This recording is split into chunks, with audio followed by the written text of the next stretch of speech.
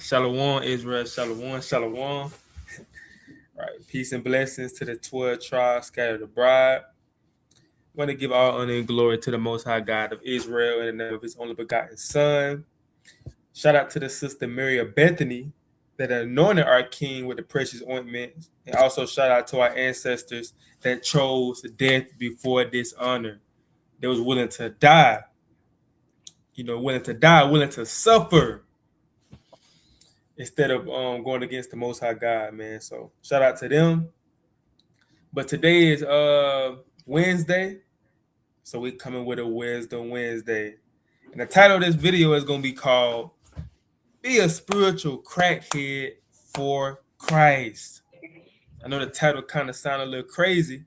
We're going to touch on why I said be a spiritual crackhead for Christ, man. But before we get into the lesson, it ain't going to be a long lesson. Well, it might be a long lesson. Brothers may chime in, but I don't plan it to be a long lesson. But I'm gonna play the blowing of the shofar first, and I got a video. It's not really a video. It's the beginning of a song. Why my camera keys? Somebody playing. Why they playing game? But yeah, it's the beginning of a song. I'm gonna play it, but first I'm gonna get the blowing of the shofar to start the class off through the spirit.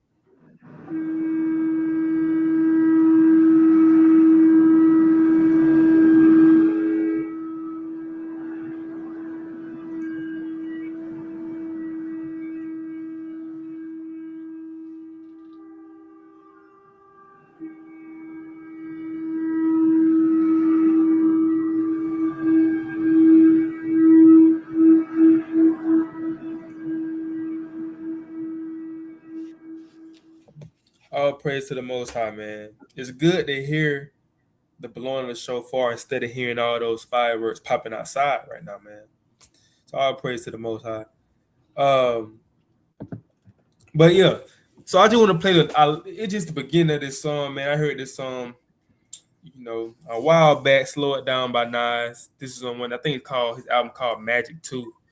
But the dude in the beginning of the song, I don't know who he is talking, but he said something when I first heard this song. I'm like, man, if he's saying this and acting like this about money, how much more us, being the same way in his truth when it comes to our spiritual growth and when it comes to just the Most High God, man. But let me just listen what he say. Fair use. This is for educational purposes only. But just listen what he say.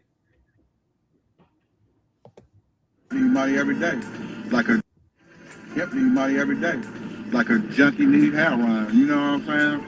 And I'm a junkie, and that's my fix, money. You know what I'm saying? I need it every day. So you see, you just listen to what he say. It's folly, in the sense of how he's saying, just like a junkie or a person on drugs, they need heroin.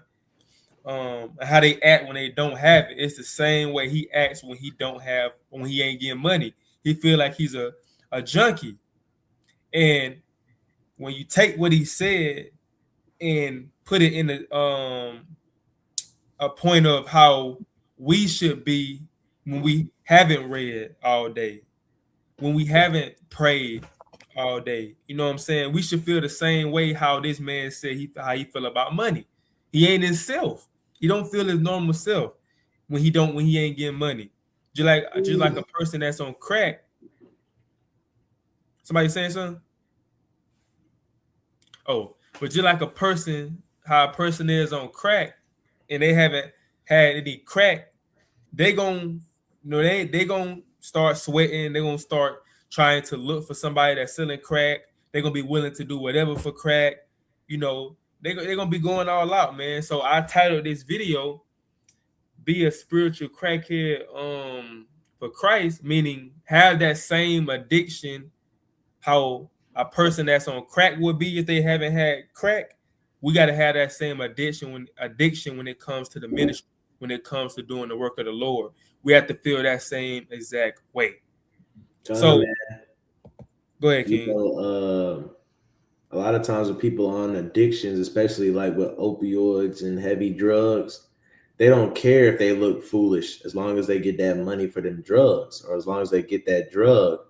They don't care if they look foolish, right? So we can't be afraid to look foolish for the Most High, right? We can't be afraid to look foolish for Christ, right? We gotta be junkies for Christ. I gotta get that word in every day, man. I need it. If I don't get it, man, I might have withdrawals.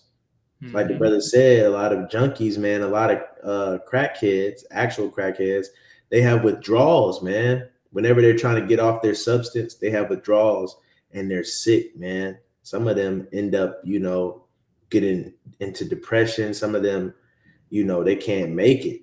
That's how bad they are, right? And some of them, the doctor will prescribe that they go back on whatever drug they was on, right, to kind of wean themselves off because they can't stop cold turkey. That's how serious they was taking. We got to take the Most High and His Son that serious, man, to where if we step away too long, people around us will say, hey, you changed up your routine, didn't you? You gonna have people in the world, hey, bro, get it together, bro. You all right? I remember you used to do lessons or some Bible lessons. You should start doing those again. They don't even do Bible lessons, but they know that it helped you, right? So that's how sold out we gotta be for the Most High God. We gotta be fiends and junkies for the Most High, man. And other people gotta be able to see how foolish we are for them. Con, con. Now, can a brother read the definition of addiction right here? Salakia. The definition of addiction. What is the definition of addiction? Addiction is when you have a need or urge to do something or use something, even if it causes harm. Even what? Even if it causes harm. Yeah, man. So, yeah, man. Addiction. You know, you have a lot of people. You can be addicted to anything. You can be addicted to your phone. You can be addicted to sugar. You can be addicted to drugs. Even though you know these things are harmful, it's said on the pack when you get in those relos, when you get in that can of dip, it tells you it's a caution sign, and people know it, but they still continue to get it because they're addicted. You know, but you can keep going, King. Types of addiction include substance addiction, such as alcohol, smoking, or drugs, and non substance addiction, such as gambling or shopping.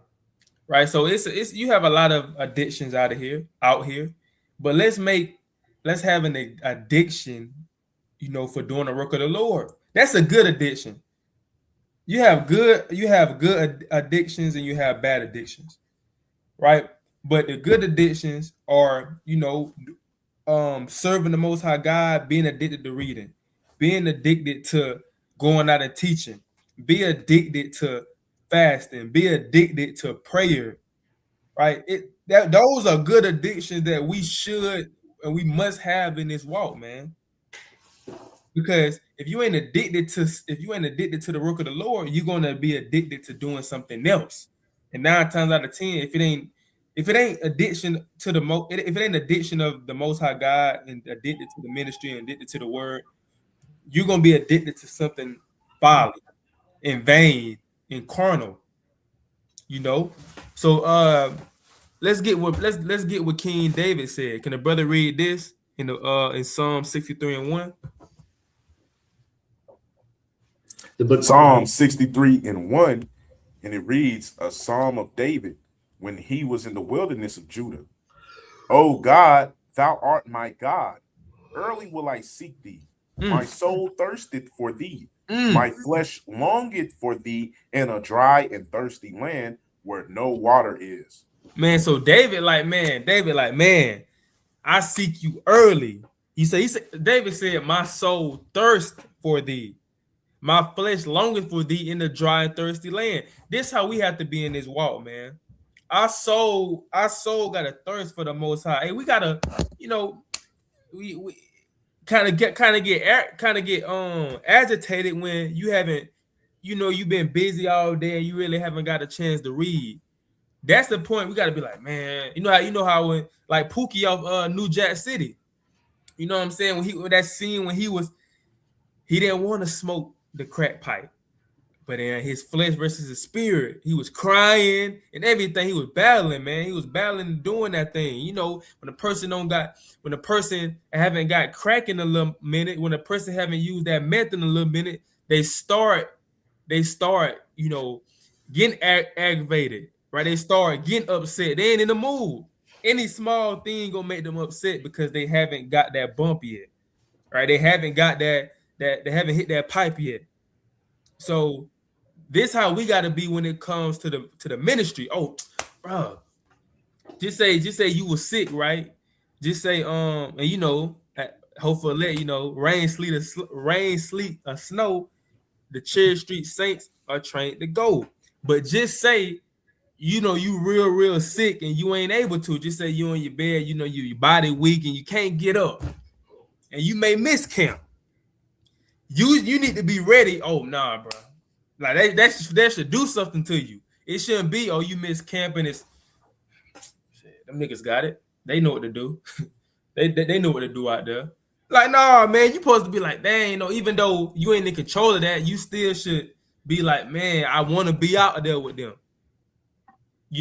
I need to do something. Hey, when you ain't, hey, you need to be like, I need to do something for the Lord, man. What can I do for the Lord? I ain't doing enough, man. Start, what can I do? Can I do this? Can I do this? There's so many sheep out here that need to be fed. What can I do better? Right? What talents do I have that I can use to further the ministry? That's being addicted to the ministry. Right? David said, my flesh longeth for thee in the dry. So like if any brother got something to say, cut me off. I can't see y'all. Oh, Con, I was gonna say something too, man. I like the point you made about not being able to live without something as an addiction. We live in a society now where everything is routine. I know everybody always talks about the first thing you do when you wake up in America is grab your phone, right? It's become a routine. Some people, right, they look forward to that coffee every morning. Some people, they look forward to that Starbucks drive-through, that Dunkin' Donuts drive-through, that McDonald's drive-through for some of the crazies out there, right? Or that Chick-fil-A drive-through for some of them. Some people, they need that. If they don't start their day off with that, oh, it's a bad day. They feel a little off. Some people, they need to hit the gym in the morning, right? Or, the rest of their day feel like trash, right? Some people, they need to fast until 12 o'clock. And then when 12 o'clock hits, they got to have some food. My point is this: we do all these things for self. We make these things a routine, and we find pleasure in doing these routines every day. We need to do that for the Most High God, right? We need to put ourselves in a routine because we understand, like, starting a routine, it didn't, a lot of times it don't start out with you understanding that it brings you joy. You kind of have to grow into learning that it brings you joy, and then you get addicted to that joy. Right. So even if you feel like, reading the word, doing the works of the Lord, it's a struggle. The more you do them, it's going to lead you to Christ. Right. The more you do them, the more you'll get addicted to it, and you'll start reaping the benefits and the joy from it. Then you'll be addicted to it. Right. Just like that morning coffee, you need it before you do anything. Con, man, I was watching something yesterday, and it was talking about suicides, right?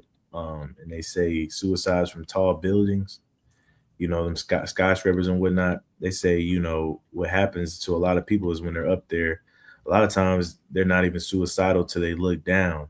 They say the thing about being up that high is you get a mild sense of vertigo, right? Like when you look down and your knees get a little weak and you might get a little dizzy, right? And they say, vertigo is an urge. And then a lot of people don't understand that. They say, you look down long enough, and that vertigo turns into a temptation, and that temptation wants to throw you over the rail or over the roof, because that vertigo has manifested itself from what it's always been, and which is an urge. And once it becomes that urge, you can't fight it. You just gotta know what it's like to be falling off of a building, which is crazy, man. I was watching it and I was like, man, that sounds crazy. Yeah, But it was showing some visuals along with it, and I could see what it was talking about, right? But I say that along to the brother Azrael's point is, you keep doing something over and over again, whether it's harmful or not, right? It will become an urge. I was telling the brother Azrael after camp on the way home, that being in this truth, just it, if something would have come out right now and it was to show everybody that the Sabbath day wasn't on Saturday, I don't know what I would do with myself, right? Because I've dedicated all my Saturdays to the same routine that we do, right? And I would feel different if I was doing something else on Saturday, right? It gets to the point where even when you talk about doing these lessons, right, that we do, that feeling that you get when you didn't properly call out of work on time, you didn't properly call out of work, you know what I'm saying? And you technically a no call, no show, and you kind of feel guilty, and you kind of feel, that's the same feeling I feel when I miss something that has to do with the work of the Lord, man. I get that feeling in my gut, like, hey, man, I ain't show up. Like, I feel like I got to make it up. I feel like I'm not trying to get caught by the Lord, like running from like Adam and Eve. And I think that's what that addiction really feels like when it sets in. But Con, didn't mean to be long-winded. Nah, you good. And we just gotta look at it, man. Look at it like, just truly look at our people that's not in the walk, that's not in the faith, and they addict themselves to their craft. A person that love construction work, they're gonna addict themselves to that. They're gonna watch videos on how to be a better carpenter. They're gonna go get the tools. They're gonna work when it's cold, when it's hot outside. They're gonna stay up all night, trying to meditate on what they're gonna do to start work off tomorrow. Or a person that's addicted to money, they're gonna do whatever they need to do for money. Right? They're gonna do whatever they need to do to get money. If they don't get money, they feel like a bum.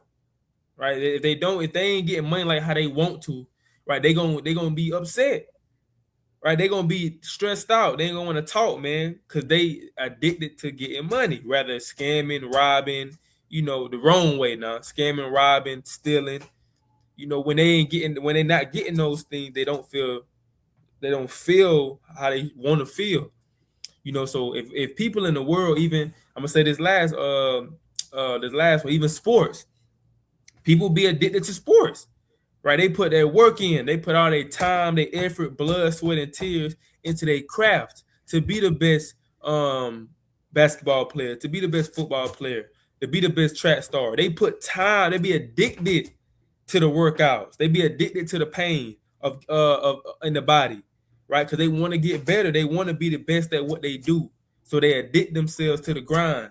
So how much more us addicting ourselves to the grind of the ministry, right? So can the brother read this real quick? Con, this is Matthew 5 and verse number 6. It says, "Blessed are they which do hunger and thirst after righteousness, for they shall be filled." Right. I think was it? I look so like what it said. Was it? Oh, this is the one. So he said, "Blessed are they which do hunger and thirst after righteousness." So when you thirst or hunger and thirst after righteousness, that means that you addicted to something. That means you like a fiend, and you can't go without it. Like, cause you can't go without food and water your whole life. Because you will die. But just imagine how many people love drinking and love eating. Con, hey, Go ahead. I was gonna say too, there's a lot of studies that come out that say that the feeling of hunger and the feeling of thirst is all mental. It is. because when you're hungry, you're not starving, but your body is saying, "Hey, I want to eat something. Hey, I usually eat something by this time. Hey, what are you doing? Feed me." That's what your body's saying. That's why you're hungry, but you're not starving, right? Your body can still function without food for a little minute, but your hunger is causing you to eat. Same thing with thirst. You're not dehydrated, but you want to look. You want to wet your tongue. You want to wet your whistle, right? Because you're thirsty. You know that drink looked good on that advertisement. You could really use a Coke and a smile. You know, you thirsty, right? But it goes to the brother Obadiah's point that you gotta want this stuff so bad that even if you know, the Most High God knows all. So you say that, hypothetically speaking, say the Most High is like, man, you got enough, you gonna make it to the kingdom. You supposed to hunger and thirst after this so bad that you don't even know if you got enough, right? You just hungry because you feel like you ain't got enough. You thirsty because you feel like you ain't got enough, right? So that's how we gotta be, man. We gotta be mentally hungry and thirsty, man. So come, mighty precept. Con. You know, so the same way people are hunger and thirst after food and water, this how we should do after righteousness. No, we should always, you know, the scripture says, examine yourself daily, man. We should always sit and really examine ourselves. How can I? This how addicted we got to be. How can I be a better servant for Christ? Right? What could I did better? No, what could I say it better to that person to, you know, to help them try to understand a little bit better? You know, can I did this better? What can I do more? That shows your dedication, that your commitment to this truth. It's a lot of people that just in this truth and they going through the motions. Okay, camp coming, same old, same routine. Okay, the feast days coming. Yeah, okay, feast day. Well, whoop de whoop de do. Feast day coming. What do you do? Whoop de do. Right. Same routine. Okay, you know, class. Okay, we're on the camera, on the computer. Okay, class. Okay, kind of going through the motions. No, we can't be like that. Like the brother said, the Most High God, He see that, man. The Most High God see the people that's truly sincere, that truly hunger after this truth, and He also see the ones that's pretend. You have a lot of people that pretend like they zealous for the Lord in front of men. You know, but they're really not zealous for the Lord. And this same thing go with sisters as well too. Sisters can ask, how can I be a better woman for the Lord? What can I do more? You know, what's my talents? You know, how can I help more during the feast days? You know, these are things not only do men ask, do women ask too, because men ain't gonna just be in the kingdom by themselves. You know, women gonna be there too. You know, it's gonna be a chosen amount of women as well too. So how they gonna get how the Lord gonna determine if they get the kingdom as well? By them being addicted to the ministry also. Also, too, I'll say like this brother Obadiah, man, he's addicted, man. He a junkie, man. He's always finding ways to push this truth, whether it be a skit, whether it be a reenactment, whether it be a lesson, a class, whether it be a question to stir the pot like the brother does all the time, right? Whether it be a repost or whatever, shared video, it don't matter. The brother is always trying to addict himself to the ministry. So another way that you need to think also is too, how can I make myself available for the Most High, right? You got to addict yourself. I know in my head, whether I do it or not, but just take my word for it. It's always in my head. What can I do? Should I start making posts on this site? Should I start making posts on this site? Maybe I should do this. Maybe I should do that. Maybe I can make myself available in this way, right? We should always be thinking of how we can make ourselves available, because if we do feel like we are the righteous, and if we do feel like we have a certain level of wisdom and understanding, we can't keep it to ourselves.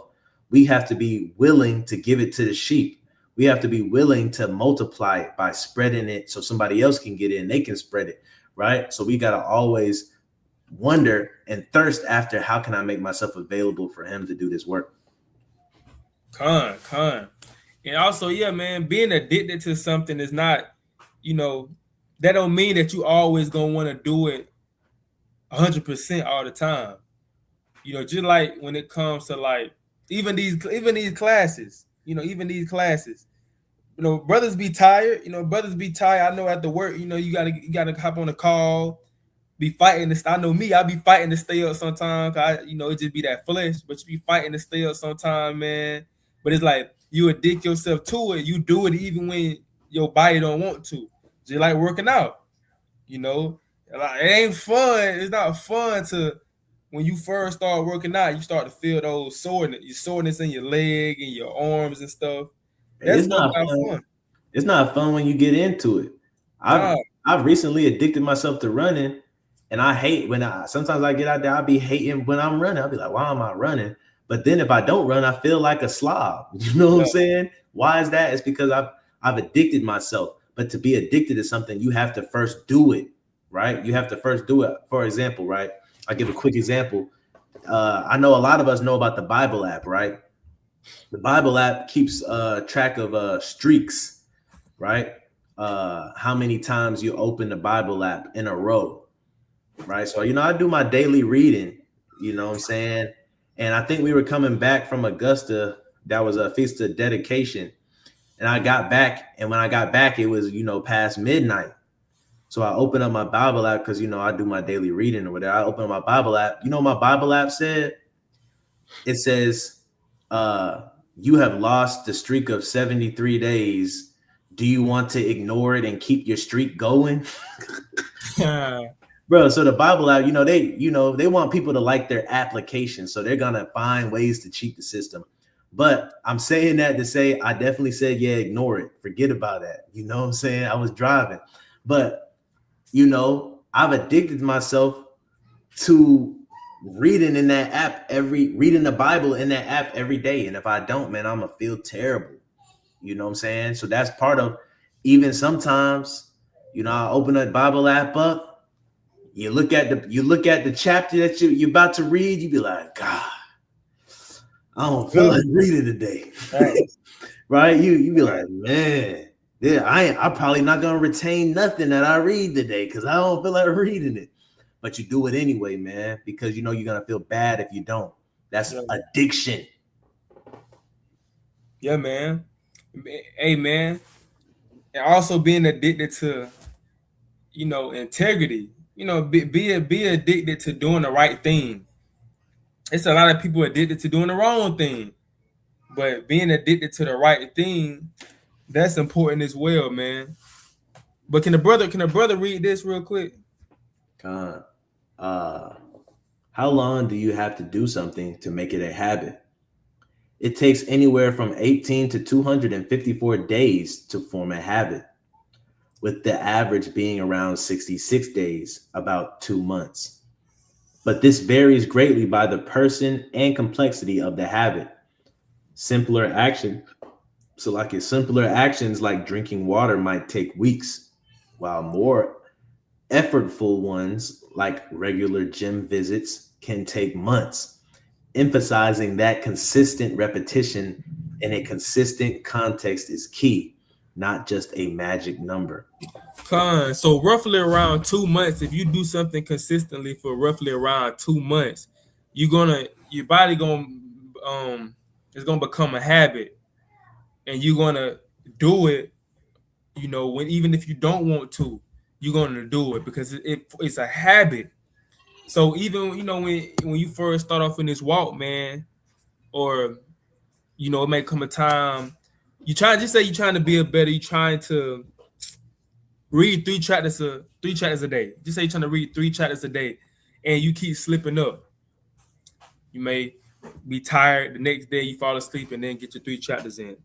But if you continue to be consistent and you do this for about 2 months, you're gonna be addicted to it. It's gonna become an addiction, and you're gonna keep doing it. You're gonna keep doing it. You're gonna do it when you don't want to. You may fall asleep. You're gonna wake up and get those 3 chapters in because and it's gonna be in your head. It's gonna be messing with you. Dang, bro, I didn't get the chapters in, bro.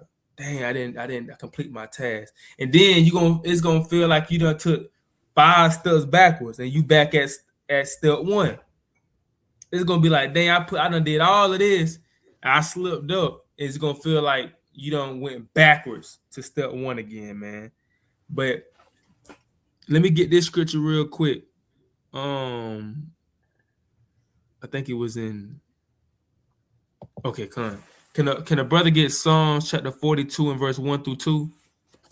Psalms 42, verses 1 through 2, and it reads, to the chief musician, Mashkil, for the sons of Korah.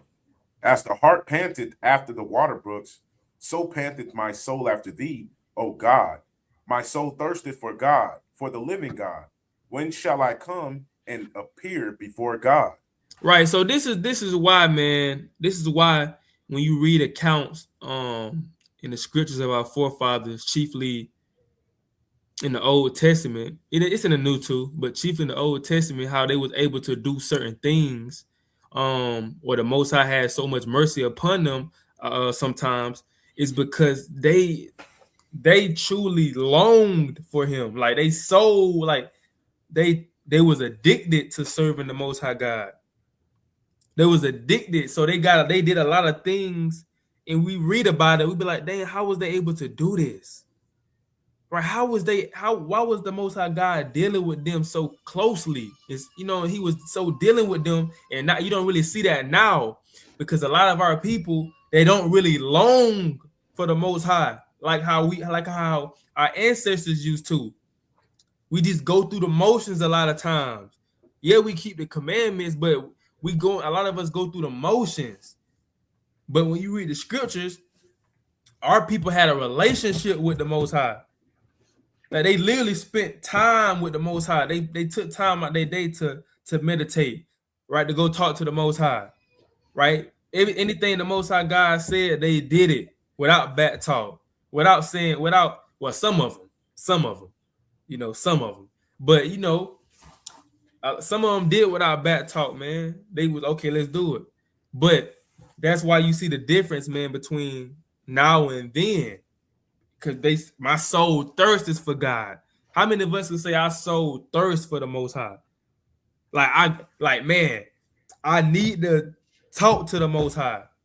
I need to go talk to him. I need to go, let him know I ain't feeling the best. And I go to him first.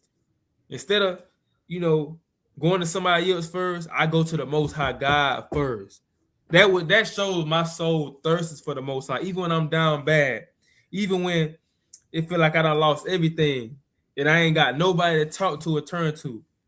My soul still thirsting for the Most High, even when you go homeless, you done lost your house, like Job, right?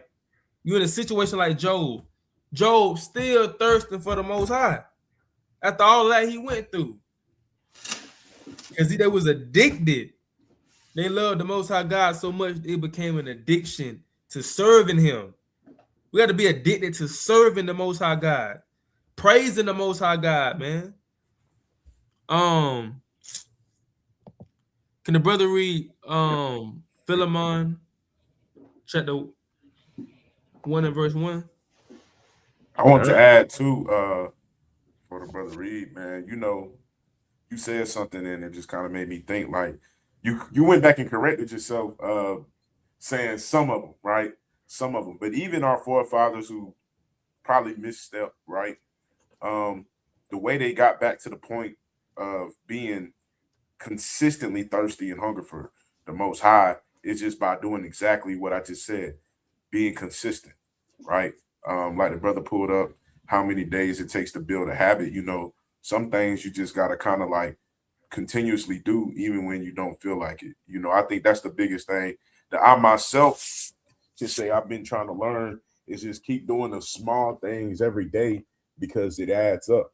And spiritually, the small things can be looking like the sister, help me just said, like reading or what I'm saying, praying, right?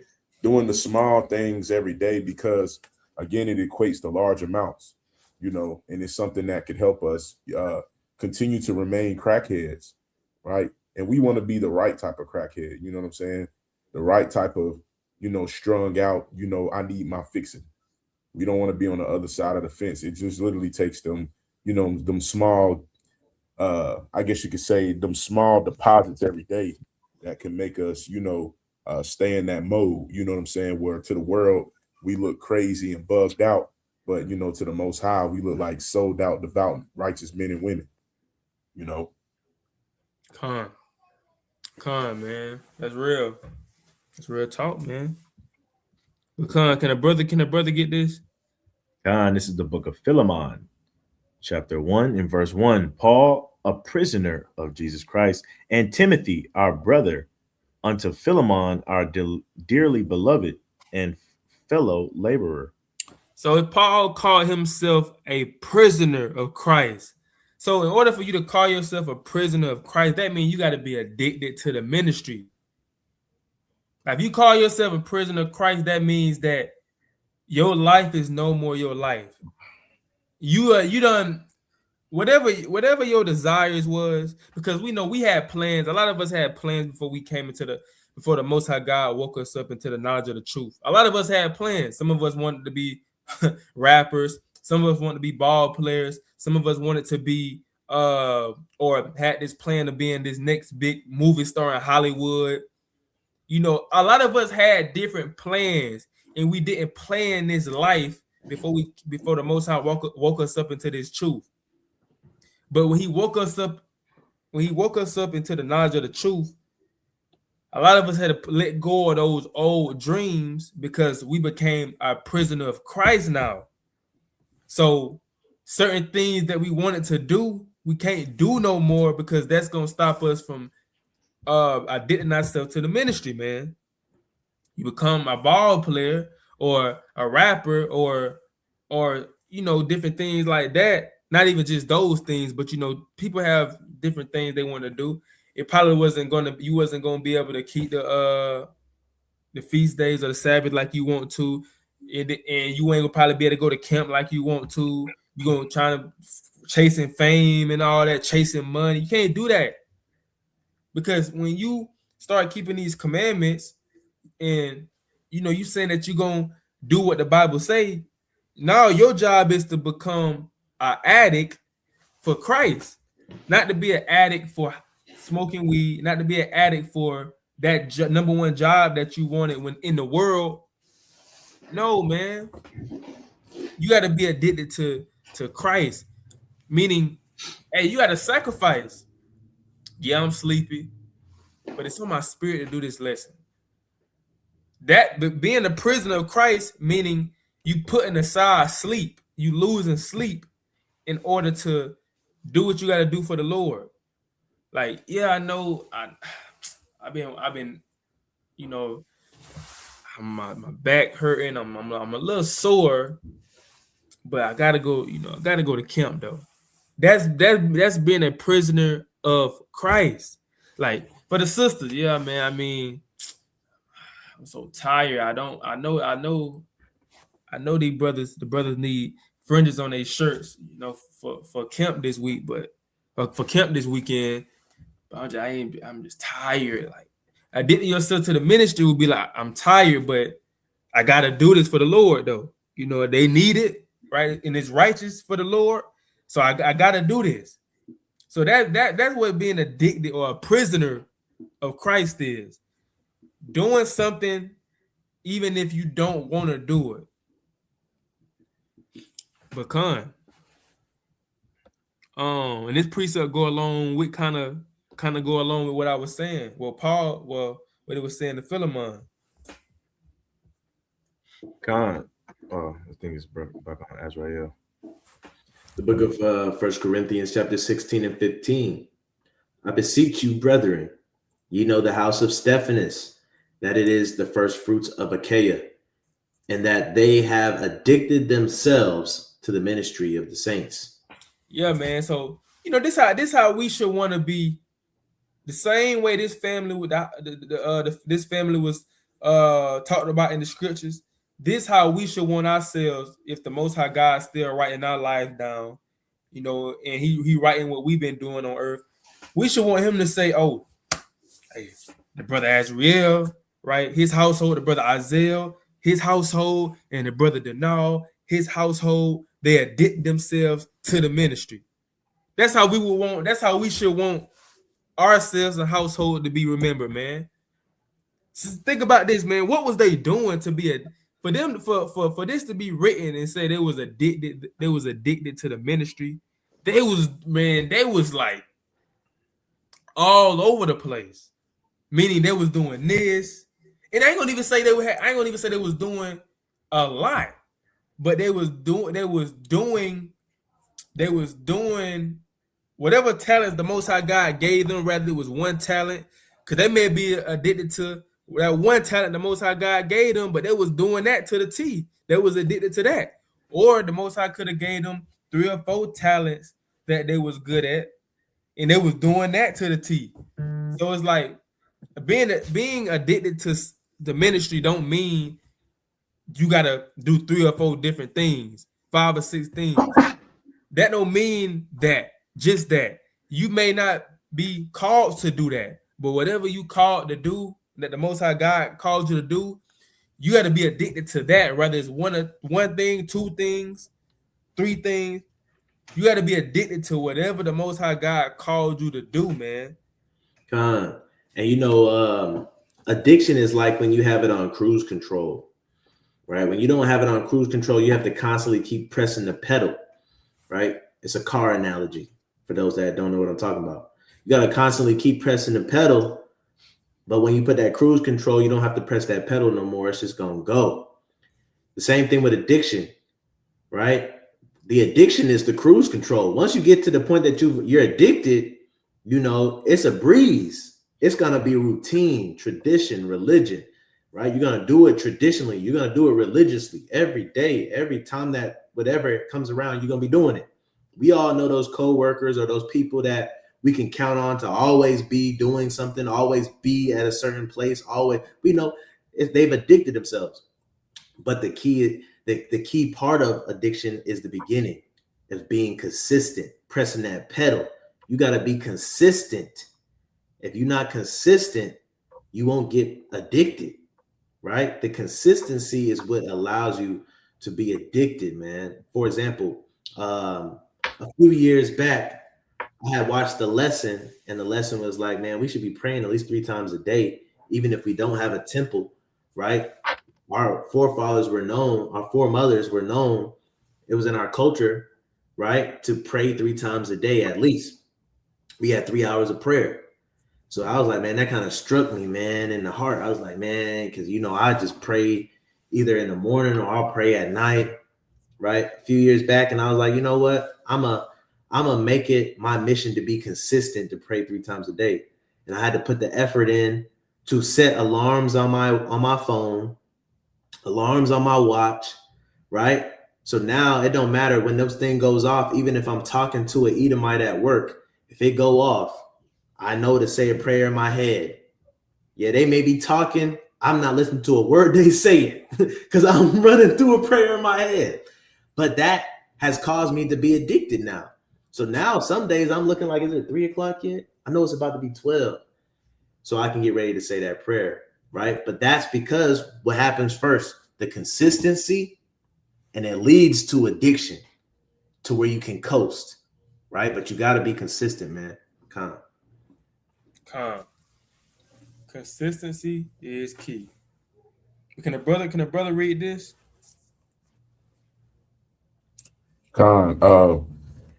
First Corinthians 15 and 58, and it reads, therefore, my beloved brethren, be ye steadfast, unmovable, always abounding in the work of the Lord, for as much as ye know that your labor is not in vain.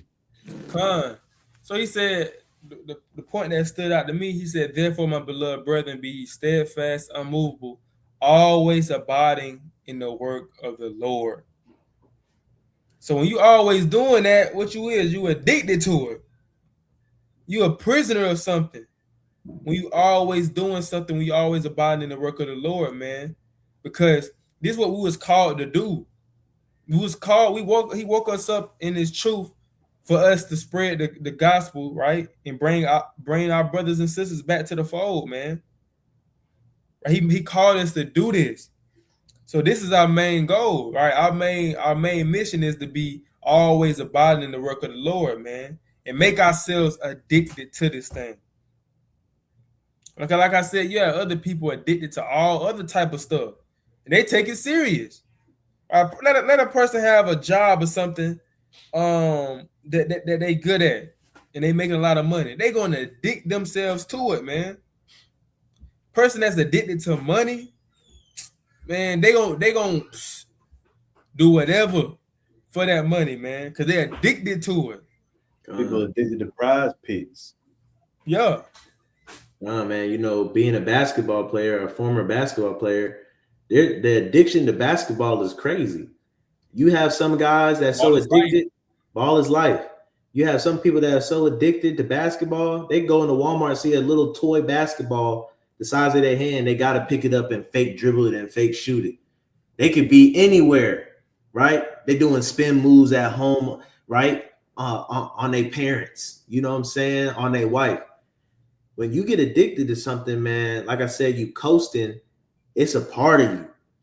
It's a part of you wherever you go, right? We should be addicted like that to this word. Every time you see a random Bible, you should want to go and pick it up, flip some pages, man. You know what I'm saying? You should ask, hey, who Bible this is? Hey, that's a nice Bible you got. You should be addicted to it, man. It's like some people are addicted to cars. We ain't got no problems telling somebody they got a nice scat pack. Hey bro, you got a nice cutlass. Hey bro, you got a nice truck. We got to be able to start, you know, looking out for the word, man, looking out for the things of God and complimenting people on that.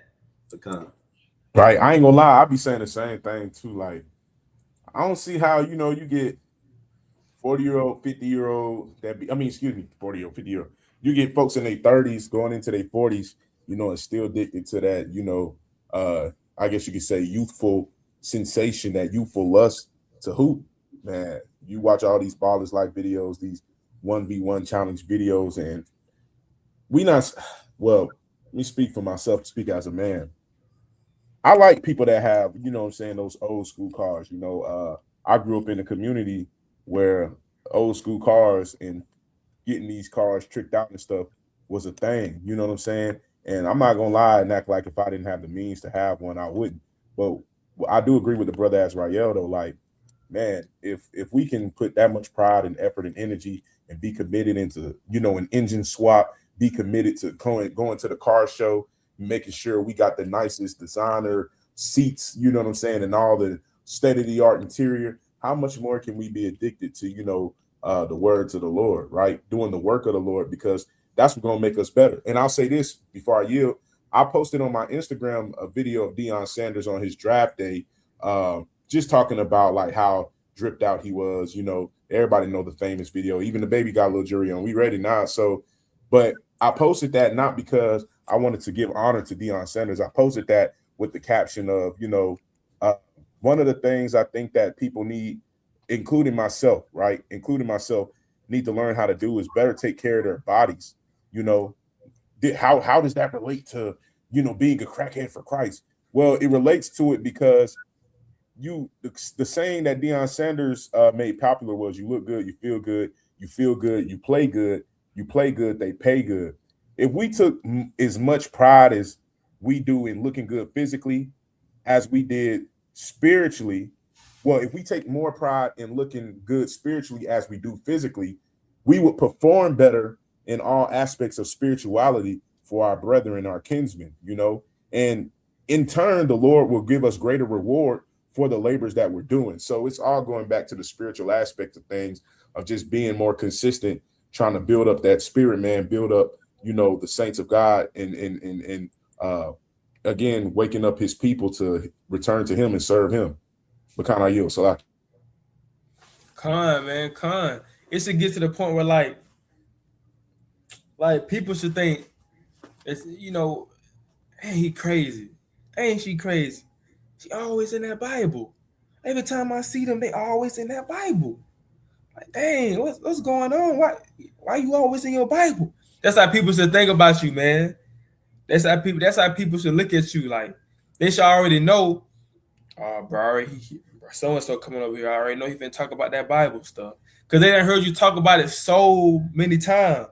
They bro, done we see ain't trying to hear that today, bro. Yeah, bro, we ain't got time for that, man. Oh, here he go. Here he go again. Yeah. People don't they shouldn't want to hear it, man. Or I ain't gonna say they shouldn't want to hear it, but they should know they should know you, right? They should know you should be known for, okay, yo, there go bro, he finna bring the weed. Oh yeah.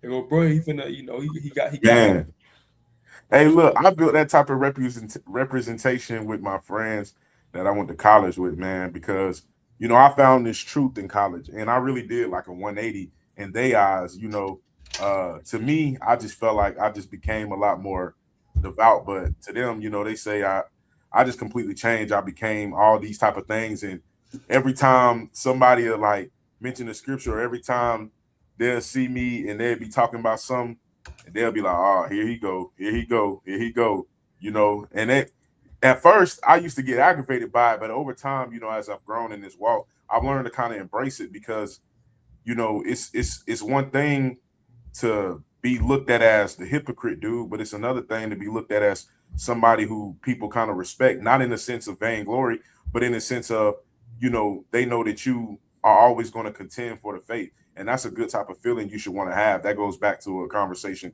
I had with my wife this morning, just talking about an outward display of our faith, and it comes to a point, like the brother Obadiah was saying, it just comes to a point where you got to make it known publicly and internally that you're sold out. You know what I'm saying? Making it known publicly, the simple things that we could do is like wear our fringes. But if we doing that consistently, people will know, okay, they're different, right? What's different about them? Well, they always got these little tassels. They always got these little ribbons around their shirt. You know what I'm saying?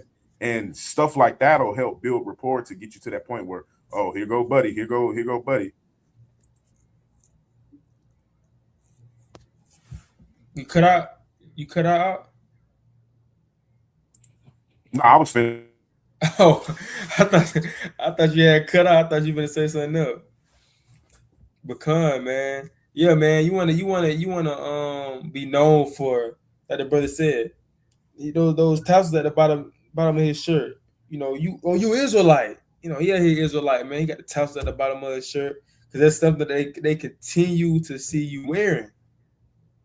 So all praise to the Most High. Man, you got them on every day. You got them on all your clothes, bro. Yeah. They may scoff and say is what they say our tassels be off the curtains, the little things off the pillows. Home decor. Yeah. Well, you got them on the bottom of your shirt, bro. You weird, bro. What you got that carpet on your shirt? Yeah. You know the crazy part is, man, people will play dumb and they'll ask you like, "What's that on your shirt?" Right? If you pull up a picture of an American flag, the same exact fringes are around the American flag, but don't nobody ever ask, "What's that thing around the American flag?" Exactly. But they see it on your shirt and they just got to ask, "Hey, what's around your shirt?" Right? It's the same thing that's on the flag that you love so much, man. And I guarantee if I asked you what was on the flag, you would tell me they're fringes. So you know what fringes are. Yeah. Man, this is a sidebar too, man. It's crazy that friends in the world and people in the world, family in the world, they'll make it seem like you're so distant and so out of touch and they can't reach you, right? And they'll even say stuff like, "Hey man, we got to get up one day, man. We got to link up, man. You be ghost, where you be at?" And you tell them, "You know where I'll be at every Saturday." like, Right. like I'll be there every Saturday. You know where I'll be at. You can pull up anytime. Like Dion said, we ain't too hard to find. Yeah, we ain't too hard to find. We need to get some camp shirts that say "ain't too hard to find," man. Right. We you know where I'm at. You trying to make it seem like I'm fake. I don't know where you be at because you be at this club, then you be in this city, and you be over here, you be over. But I be consistent. I be addicted. I'm addicted to this. Right. So don't try to play me, man. Don't try to play me like you can't find me. You know where I'm gonna be at, and that's the attitude we should have. Like, you know that you addicted for the Lord. You gonna show up. Yep. And sometimes even with these online lessons, brother, where you I get brothers all the time. Hey, where can I find these lessons? You've been following me for some time, brother, sister. You've been following me for some time. You just talking because you feel guilty because you're not spending time with the Lord at this point because it's in my bio. You should know that. You know that. You see me repost the camp page, right? We ain't too hard to find, man. When you addicted to something, you show up every day. But that's what it is. It's all about making yourself available for that one person. It might just be one person, man, that need it, and you there when they need it. Pecan. Kind man, and you should want, it should the most high should feel like he can count on you. When you do things, don't think that you're doing it for men. Think like I'm doing it for the most high. Because you should want the most high to think I can count on him. I can count on her. I can put this on their spirit to glorify my name, and I know they're gonna do it without just sitting on it and just letting it go. I know that they're gonna do it, man. You know, I know that my servant, right? I know he gonna examine himself. I put something on his spirit to do. I know he may be nervous. He may be a little nervous, man. But I know that he gonna do what I told him to do, though. He gonna come to me and talk to me about it, and we gonna talk about it, right? And I know he gonna do it. That's how the Most High should feel about you. He shouldn't be like, oh man, he playing around. He lukewarm. He lukewarm, man. He ain't putting his brick in. He dragging along. You know how somebody dragging something? He dragging along, right? He just there, or she just there, right? She just dragging along, man. She just going through the motions. We don't want the Most High to look at us in that day, when we getting judged, and he be like, you was going through the motions. You could have did more. I know you could have did more. Why you didn't do more? What can you say to the Most High? You know what I'm saying? What can you truly say to the Most High, man? You could have did that. Right? It was on your spirit. I wanted you to go out and make that video. Why you kept postponing it? I do it tomorrow. I do it the next day. Nah, this ain't the right time. I do it the next day. The Most High be like, man, what's going on, man? I'm gonna just give it to somebody else to do, because either way, it's gonna get done. It's gonna get done, whether it's with you or whether I do it, whether I put it on somebody else's spirit to do it. It's gonna get done, but I wanted you to do it though. I wanted you to do it, but you were playing around, so I'm gonna give it to somebody else. Right? That could have been your brick that you could have put in for me. But can the brother read this? The book of Ecclesiasticus, Sirach 43 and 30. When you glorify the Lord, exalt him as much as ye can. For even yet will he far exceed, and when ye exalt him, put forth all your strength, and be not weary, for ye can never go far enough. Right? Hey, just for the sisters, how can I serve my husband? What can I do better? Let me ask him, how can I be a better wife? What can I do better? What am I lacking? What do you see I'm lacking at, so I can get better with being a better wife? Or how can I be a better husband? How can I be a better man? How can I be a better father? How can I be a better brother to my brothers? Am I checking up on my brother like I'm supposed to? Am I praying for my brother like I'm supposed to?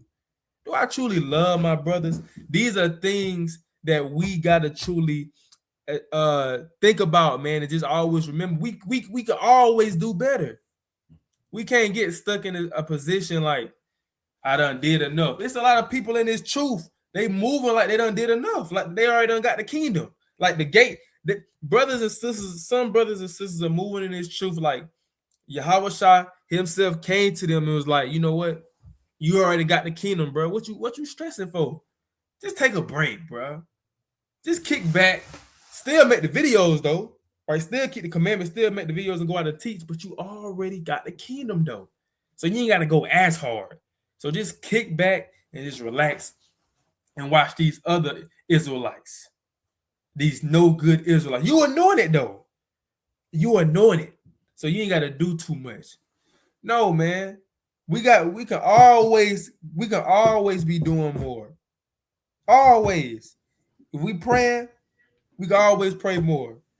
Right? If we fast, then we can always fast more. We read, and we can always read more. That's gonna keep you that's gonna keep you better in yourself in this walk. Because if you feel like you done enough already, if just because you read the Bible one time, right? And you feel like, well, I done read it. I know what's in it already. So you done with it. No, keep reading over and over and over again. Because you may read something that you missed. Or you may didn't get the Most High didn't reveal something to you until you read it again. So that's gonna keep you going in this truth that's gonna keep you going in this truth because you knowing that you can always do more. But if you feel like I done did enough, I mean, I've been in this walk for 20 years. Right? I've been teaching for 20 years. I'm gonna let the youngsters do it. I ain't gonna even go out. I'm gonna let the youngsters do it. Or I've been, I've been in this walk since I was young, man. I done read all the books. I got all the books. I got Babylon the Timbuktu. I got the Ethiopian Bible, right? I got the King James Bible with the Apocrypha. Right? I got all of these Bibles. I got all of these history books. I know where we come from. I know what tribe I come from. But now you feel like you done enough. You feel like you can't learn no more. So that's when you start to see people start to get into I'm a Moor now. Or we the Moors, or we really Africans, right? We really come from Egypt.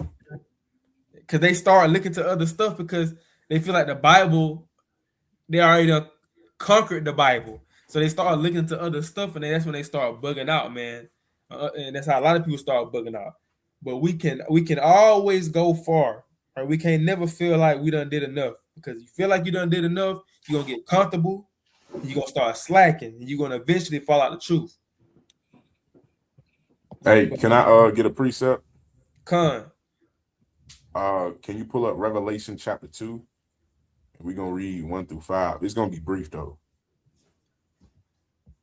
Revelation 2, 1 through 5. It go with what you're saying. The brother Azrael did a lesson on this back when we first started getting on StreamYard. When we Revelation first 2. started doing videos, yeah, Revelation chapter 2, you can keep it wide, starting at verse 1. I'm gonna just read 1 through 5. I'm gonna be brief, right? But it says, unto the angel of the church, Revelation 2 and 1, and it says, unto the angel of the church of Ephesus, write, these things said he that holdeth the 7 stars in his right hand, who walketh in the midst of the 7 golden candlesticks. I know thy works and thy labor and thy patience, and how thou canst not bear them which are evil, and thou hast tried them which say they are apostles and are not, and hast found them liars. And hast borne and hast patience, and for my name's sake has labored and has not fainted. So he's going into how the people of the church of Ephesus, they were doing these great things. But nevertheless, starting at verse 4, I have somewhat against thee, because thou hast left thy first love, right? You left your first love. Let's read verse 5.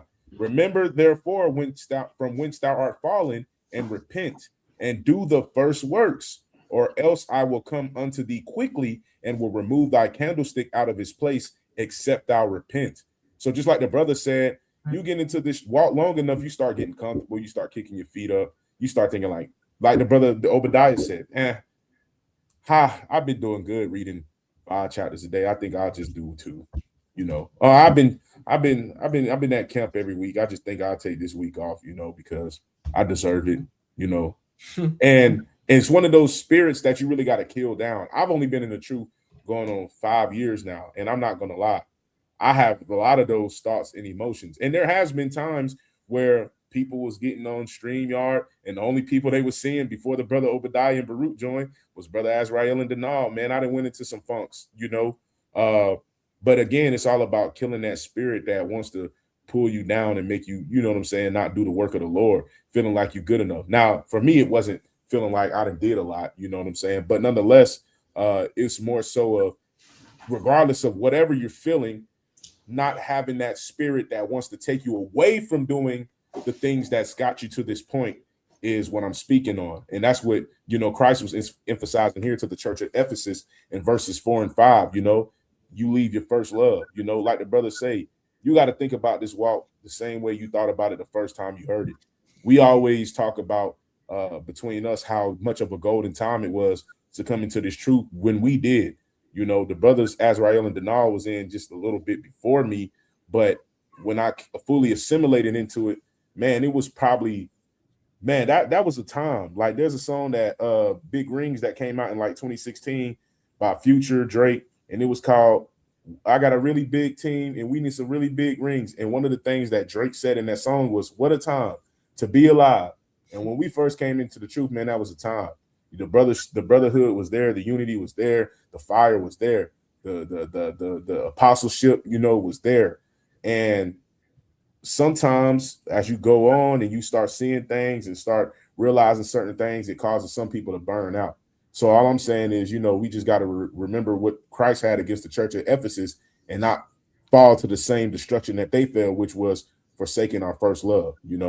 We got to remember from where we fall, repent, and go back to doing the first works that got us to the points that we are at. Also, when you remember, when you remember your first love, man, it's kind of like a junkie or a crackhead. They're junkies and crackheads because they remember that first hit, that first high, right? They remember it. Even when the high fades, even when the high is not the best, it's not the same as the first time, they remember the first hit and the first time, and that keeps them coming back for more. You got to remember what brought you in this thing. And that has to be your first hit, right? And you got to remember how good that felt. Because every Saturday is not going to feel like, I'm an Israelite, man. Yeah, God chose me, man. Let's go out, preach the word. Come on, that's right. Right? Not every Saturday gonna feel like, not every Sabbath day is gonna feel like that. Not every feast day is gonna feel like that. But you gotta remember those times where it did, and you have to keep doing it, right? And chasing that high. You gotta chase that high. Just like in the world, they chase that high. You gotta chase that high into the kingdom, man.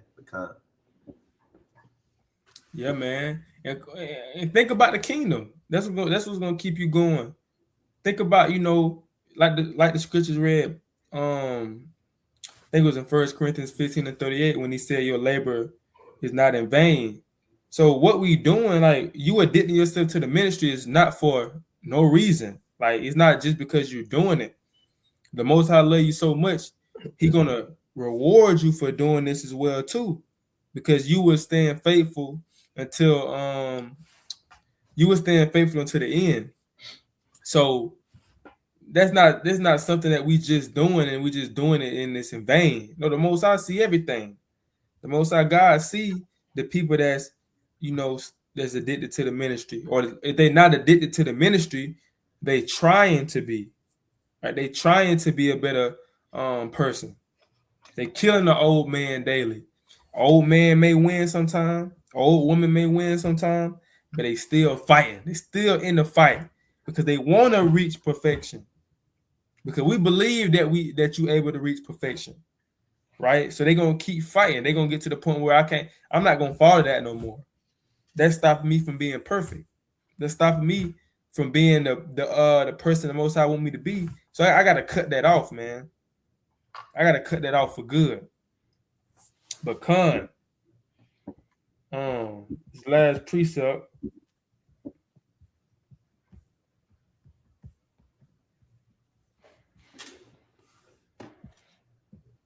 Oh wait.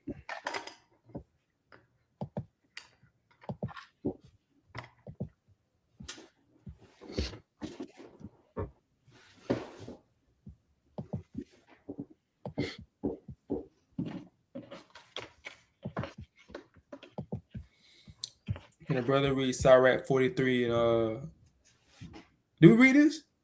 We did. Oh, my bad. That's it. That's it. That's it. That's all I had. Shoot, I got about 6 more presets, bro. So let me share my screen. Bring them out. I'm just messing with you. I'm just messing with you. Brothers started yawning when I said that. Yeah, man, brothers already they finna go. I ain't gonna lie, I'm trying to go to the club, bring in, New Year. Wow, it's supposed to be New Year's. Brothers want to say they New Year's resolution. Anybody? Yeah, man. I'm in New York right now. We just got here yesterday, and gotta go see the ball drop. For the first time. Yeah, so we're gonna do the countdown thing, man, and me and my rib, we gonna kiss when it hit midnight. Bring in 2026. That's amazing, man. I ain't gonna lie, man. Same. I'm finna go make love to my wife too, bringing in the new year, man. You know. That's y'all fine, man. Y'all fine. We just joking, y'all. We just joking. For anybody try to, these brothers bugging out. These brothers back celebrating New Year's, man. That's madness. Yeah. Have our face clipped up. This brother said he went all the way to New York to watch the daggone ball drop, man. Bugged out, man. The Lord not dealing with no daggone ball dropping. The New Year's in the spring. Yeah, that's true though, man. Yeah, we just Then that's when you say, come on, brother. Stop being so legalistic, brother. Are you gonna put 2026 on your papers when you fill them out, brother? Are you? Brother. Dude, that's why I don't like you, Israelite, man. Keep it real, man. Next thing you know, brother's gonna stop eating black-eyed peas before 12. That's madness, man. That's madness, man. All jokes aside, man. Hope y'all enjoyed this class, man. Hope it was edifying. I was mainly talking to myself as well, too. I don't just make this talk to just y'all. I was talking to myself as well, too, man. So it's the Wisdom Wednesday. Wisdom Wednesday. Woo, woo. But the brother Azrael, you know, he'll be back on here for Freestyle Friday.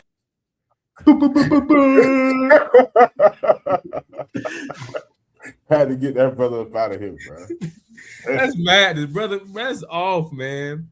That's madness. You gotta repent for that, brother. But yeah, man. Yeah, man. Lord willing. Yeah, the brother Azrael be on here for Freestyle Friday. Hope y'all endurance staying strong. Repent, therefore. The kingdom of heaven is at hand. And with that, we the hopeful elect. And we say, Shalom.